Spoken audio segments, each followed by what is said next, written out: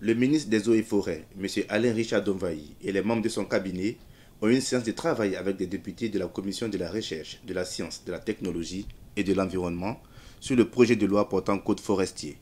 Au thème de celle-ci, le colonel Kwame Martial, directeur de cabinet du ministre des Eaux et Forêts, est revenu sur le sens de leur démarche à l'endroit des députés.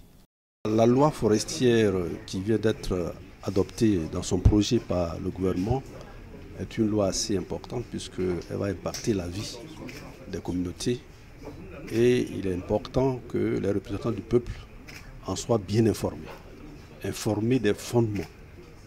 C'est la démarche donc que nous avons faite pour que la commission qui va faire la première analyse de ce texte soit bien informée afin que les autres députés également partagent ce qu'ils auront appris de ce texte avant d'aller en plénière. Donc voilà la démarche. Ce qu'on peut retenir, c'est que le projet de loi, il est important.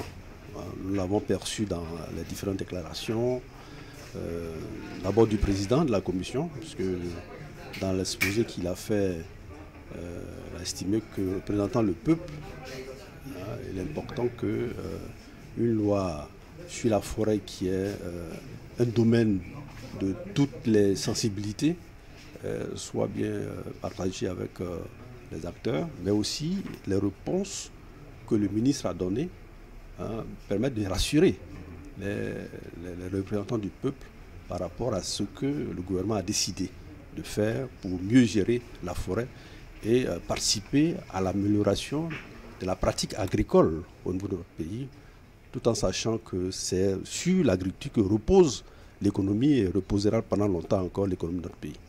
Quant au président de la Commission de la Recherche, de la Science, de la Technologie et de l'Environnement, M. Famoussa Koulibaly, il s'est réjoui de l'initiative du ministre Alain Richard Domvaï et livre son sentiment sur cette séance de travail. Suite à la demande du ministre des Eaux et Forêts, nous avons eu une importante séance de travail au niveau de notre commission sur le projet de loi portant code forestier qui a été adopté par le gouvernement, je crois, dans le mois de janvier.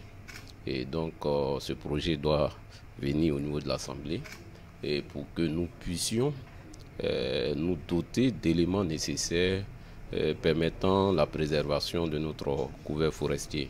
Vous savez que la Côte d'Ivoire, en l'espace de 50 ans, a perdu pratiquement 90% de son couvert forestier, ce qui est énorme, sans compter toutes les conséquences liées au changement climatique. Vous avez les sécherages, vous avez la famine qui peut nous guetter, vous avez les inondations aujourd'hui, vous avez le dérèglement au niveau même de la pluviométrie. Donc il est urgent que nous puissions nous donner un test qui puisse permettre en tout cas de freiner tout ce que je viens de dénoncer tout à l'heure comme fléau. Donc il était important dans un dialogue gouvernement-Assemblée nationale que nous soyons instruits sur les innovations nécessaires qui ont été adoptées dans cette nouvelle loi.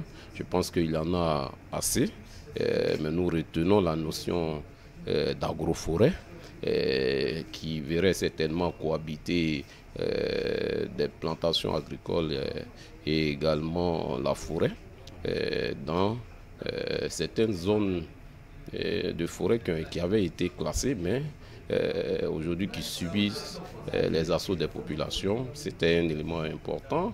L'agroforêt qui est une spécificité ivoirienne. Nous avons aussi la notion de concession que l'État voudrait avec des partenaires et avec les populations.